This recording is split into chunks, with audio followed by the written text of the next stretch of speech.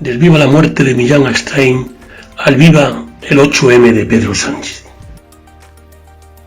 A veces las democracias más consolidadas, la nuestra aún está en pañales, pero no por eso deja de ser una democracia, aunque al paso que vamos no sé qué futuro nos aguarda y si seguiremos avanzando como un país moderno y una democracia plena, con sus errores que los hay, y sus muchas virtudes como las exhibidas gracias al consenso de aquella clase política de la transición, lo que muchos conocemos como régimen del 78 y que algunos desde su llegada a la política se están empeñando cada día con más ahínco en que desaparezca de nuestra historia, dando paso a esa república bolivariana que nos quieren imponer y cuyos espartos los están poniendo mientras nos han tenido y tienen secuestrados en nuestras casas.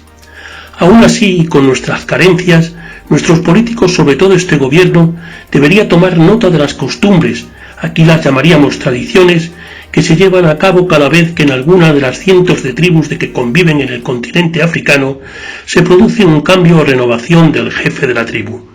En esos lugares, una vez fallecido el jefe y producido la elección del nuevo jefe, éste procede a retirarse hacia la sabana o hacia la selva, según los casos, para permanecer oculto durante varias semanas, a veces meses, para reflexionar y encarar el futuro ligero de equipaje y sin ataduras. Un periodo que de producirse por estas latitudes yo lo impondría por decreto ley. Debería servir de obligada reflexión de análisis de resultados, sin demoscopia ni opinadores de chupa de domine, sin redondos ni tazanos, en el que con los pies en el suelo y en ausencia de mensajes y llamadas inopinadas de felicitación, el presidente elegido por los españoles pudiera recapacitar sobre el porvenir y sobre el mismo futuro de quienes le han acompañado en la tarea de gobierno, pensando solo en elegir a los mejores y dejando al margen a amigos, amigotes y los propios que algunos intentan imponer por cuotas atendiendo a las ambiciones de los distintos bandos de la tribu. De haberse seguido esas prácticas en España, aquí quizá todo esto habría cambiado si hace unos meses, cuando los españoles decidieron votar al PSOE y con ello abrir las puertas a un gobierno socialcomunista, un gobierno más que perjudicial para los intereses de España, al pactar con separatistas y terroristas, además de los populistas de Podemos, Pedro Sánchez se hubiera retirado a Doñana o Quinto de la Mora, reflexionando sobre qué futuro quería para el país. Imagino al jerarca oteando el horizonte multicolor, rodeado de toda la fauna del paraíso de Doñana, mientras meditaba qué hacer con el país y cómo dejar en segundo plano sus ambiciones personales para afrontar un gobierno con el que hacer más felices a los españoles. A la vuelta, según contrastan los estudiosos en antropología y sociología tribal, el nuevo jefe de la tribu pasa a escoger a quienes le van a acompañar en la tarea, y en este momento practica una intervención casi eugenésica, eliminando a aquellos que, aun habiendo tenido cierto protagonismo previo, pueden constituir un lastre en el nuevo proyecto.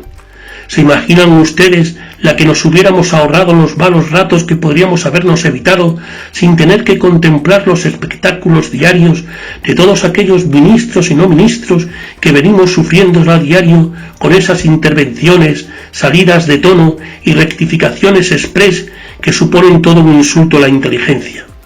Si nuestro presidente hubiese seguido al pie de la letra esta tradición, hoy todos seríamos más felices, sin duda alguna.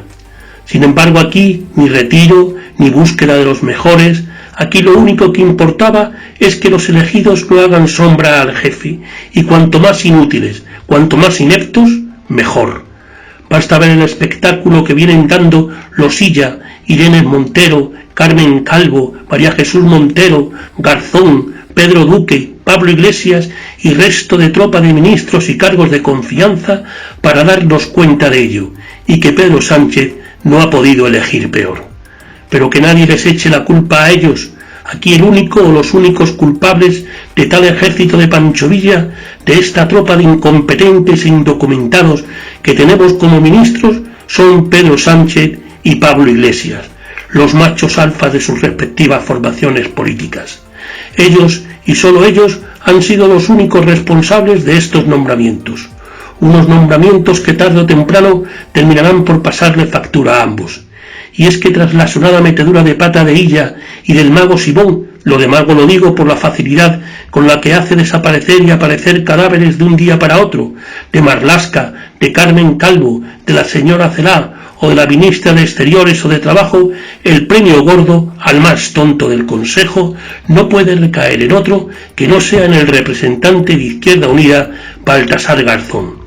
Lo suyo no tiene desperdicio alguno, y si no basta ver alguna de sus perlas, como cuando situó a la Fiscalía General del Estado como parte del entramado del gobierno, o cuando dijo aquello que el sector del turismo era un sector estacional y precario, que levantó una ola de indignación entre el sector, o cuando soltó aquello de las apuestas deportivas habían bajado gracias a las medidas adoptadas por su departamento, sin tener en cuenta que la verdadera razón es que nos encontrábamos en pleno confinamiento y las competiciones deportivas se encontraban suspendidas, pero ninguna de ellas comparables con las manifestaciones realizadas hace unos días, manifestaciones que deberían haber bastado para que este nuevo rico de la izquierda estuviera ya fuera del gobierno, al atreverse a decir nada menos que en los cuerpos y fuerzas de seguridad del Estado pueden existir elementos reaccionarios que asuman como propio el discurso que invita al golpe de Estado. Es obvio, por mucho que se empeñen los Sánchez, los Garzones, los Iglesias o los Marlascas de turno para desestabilizar este país y terminar con esa monarquía que tanto detestan, que en España nadie quiere ni alienta un golpe de Estado. Una posibilidad lamentable de la que solo hablan quienes dicen repudiarlo. Si alguien ha adoptado un lenguaje guerra civilista impropio de un país ejemplar en el salto de la dictadura a la democracia, es esa parte del gobierno que hace nada se manifestaba en las calles y ahora mantiene ese discurso frentista de las instituciones. Pero nadie más está en eso, en esa mentira y en ese bulo inaceptable lanzado por Garzón, la voz de su amo Iglesias, que tuvo que desmentir la propia ministra de Defensa, Margarita Robles, de las pocas que se salvan de un gobierno sectario y que se vio forzada a insistir en algo que ya parecía superado, el carácter democrático y constitucional de nuestras Fuerzas Armadas, de nuestra Guardia Civil y de nuestra Policía, que son tres de las instituciones más valoradas por los españoles. Pero ¿y Sánchez? ¿Dijo algo el presidente? Nada. Y este es el auténtico problema, porque lo verdaderamente grave es tener a un jefe del Ejecutivo que tras escuchar semejantes excesos no destituye en el momento a ministros como Garzón. Al revés, incluye a su jefe Pablo Iglesias en el CNI. A Pedro Sánchez, convertido en el nuevo Millán Astray de la izquierda, todo esto parece ser de su agrado, ya que todo sirve para alentar el malestar y hacer crecer la crispación entre los españoles, una táctica que parece le servirá para, llegado el momento, atemorizar a su electorado una vez más con aquello de que viene la derecha y con ella el enfrentamiento, la venganza y el ajuste de cuentas. De ahí ese grito incomprensible para la mayoría de los mortales de ¡viva el 8M! Todo un guiño a esas feminazis que la acompañan en el Consejo de Ministros, que arriesgaron todo, incluso la vida de los españoles, para sacar adelante aquella manifestación del 8M, con aquellas manifestaciones de la ministra Calvo alentando a su ejército de feminazis a acudir a la misma, a pesar del riesgo, porque en ello les iba la vida, y vaya que les iba y nos iba la vida en ello. Y si no, que se lo pregunten a lo más de 48.000 muertos que llevamos a las espaldas todos los españoles. Que le pregunten ahora a la señora Calvo si a ellos también les iba la vida ese 8M. De ahí que hay ser un malnacido, un indeseable, un despreciable, un detestable, un aborrecible, un execrable como Pedro Sánchez para atreverse a gritar ese viva el 8M, un grito que a más de uno le puede recordar aquel viva la muerte lanzado por Millán Astray en el Paraninfo de la Universidad de Salamanca contra Miguel de Unamuno y su viva la inteligencia. Señora Vicepresidenta, ¿cuál es la siguiente institución que va a estar sujeta a la acción degradante del Gobierno? Por ir preparándonos. Señora Calvo, progresistas se hacen llamar involuciones lo que traen del Estado democrático y con él de la paz política y social. Hablemos de la crispación. Este es su mecanismo. Mire, el Gobierno nombra fiscal general a una ministra reprobada, célebre por su intimidad con el chantaje y su odio al PP. Nosotros lo denunciamos, ustedes nos acusan de crispar. Lanzan la Abogacía General contra la juez que investiga una pandemia que ha costado 43.000 vidas según el INE. Lo denunciamos, nos acusan de crispar. Usan la Guardia Civil para combatir la desafección al gobierno y equiparan verdad con fuentes oficiales. Lo denunciamos, nos acusan de crispar. Colocan a un asesor de Moncloa al frente de la CNMC. Lo denunciamos, nos acusan de crispar. Hipertrofian el Ejecutivo y jibarizan el Legislativo. Lo denunciamos, nos acusan de crispar. Llaman corrupta a la justicia, presionan al Supremo, reclaman indultos por los golpistas, acosan a la juez que les investiga. Lo denunciamos, nos acusan de crispar. Pactan la derogación de la reforma laboral con un partido que justifica el asesinato político. Lo denunciamos, nos acusan de crispar. Anuncian una nueva mesa de sesiones con los que atentaron contra el Estado democrático y dicen que lo deberían hacer. Lo denunciamos, nos acusan de crispar. Admiten en un vídeo cristalino que conocían el enorme riesgo de acudir al 8M. Lo denunciamos, nos acusan de crispar. Nos llaman fascistas, es decir, criminales, tiránicos, asesinos. Lo denunciamos, nos acusan de crispar. Y lo último, de momento. Cesan a un coronel de la Guardia Civil por negarse a cometer un delito. Luego mienten, aquí, en el Senado, en Moncloa. Lo denunciamos y nos acusan de crispar. La acusación de crispar, señora Calvo, es una vieja tradición socialista. La inició el presidente González para tapar los escándalos de Filesa, Roldán y Lojal. Lo actualizó el señor Zapatero cuando sus pactos con ETA, el Estatuto, el Constitucional y la debacle económica. Y ahora ustedes lo reeditan. Nos quieren sumisos y silentes. Olvídense.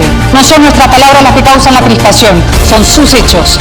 Y por todo, por tanto, son ustedes los que habrán de rectificar para devolver el sosiego a la nación. Y esa rectificación empieza con una dimisión. Señor Marlaska, ¿qué hace usted todavía en el Banco Azul? ¿Por qué no ha dimitido? ¿Y cómo es posible que el presidente Sánchez no lo haya cesado? Márchese. Ni el tatuaje en su muñeca, ni el título de su autobiografía dicen la verdad. Usted da pena y miedo. Claro, viva el 8 de marzo.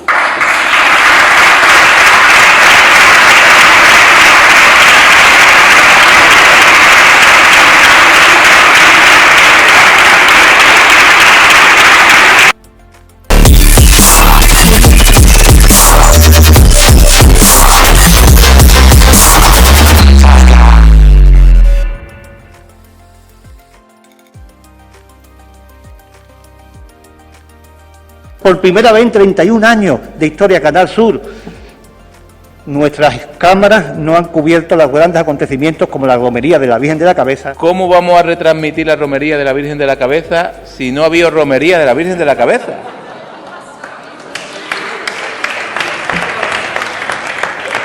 Es que...